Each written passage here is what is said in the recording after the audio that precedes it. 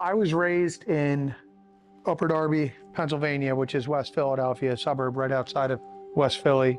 Back then, when I was young and in high school, we weren't drinking beer because we loved beer.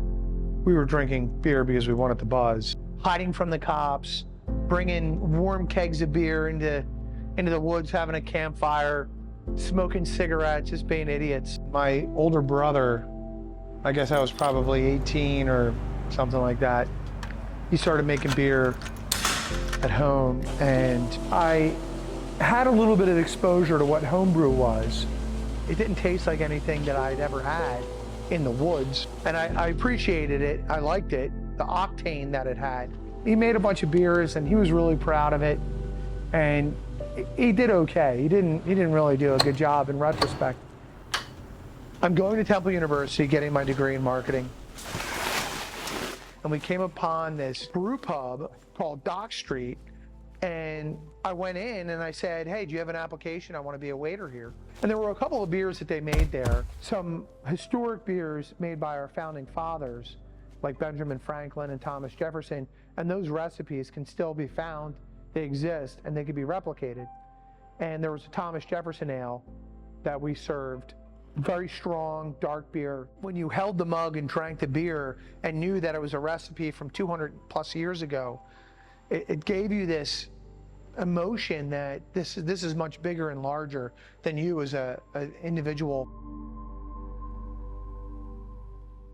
I learned from awesome people over the past 25 years and I knew that I needed to make something that was my own. I brewed the same batch of beer, or pale ale. I brewed the same recipe 125 times, changing one little variable, and then scoring myself and asking another great mentor of mine, Adam Bartles, who was the director of brewing operations at Victory. He would come over every time I made a batch of beer and he would tell me, what's wrong with it and what I should do.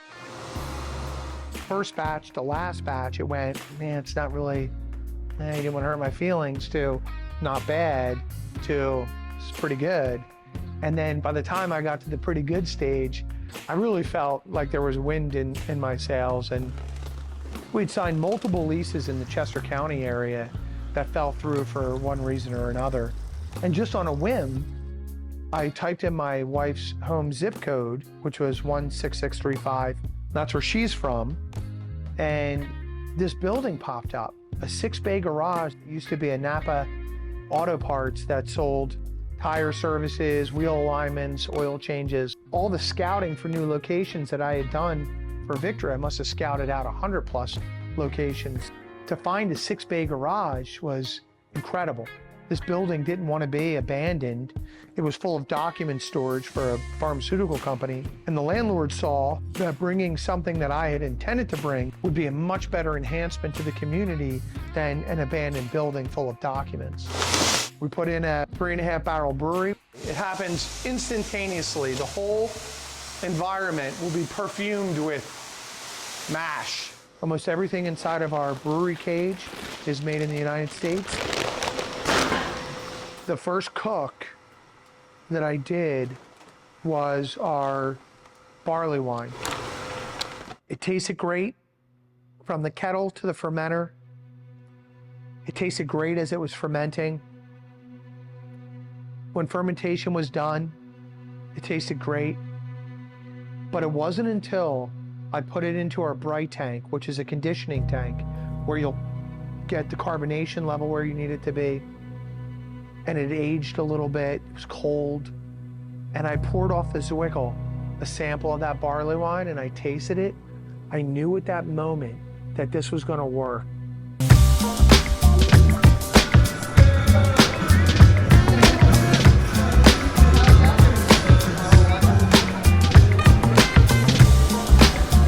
He brings a city style to central Pennsylvania. People say, oh, I've been to a brew pub This is a true brew pub. He brews beer here, you see it being brewed here. See it getting all starchy and milky with a tint of gold in there. Just fell in love with the location and the beer. It's very open, it's very industrial. It's a brewery, not a restaurant per se, and yet he complements it with some really creative food. Guacamole and shrimp ceviche. I love classical dishes and recreating them. 3 different meats from Delalo.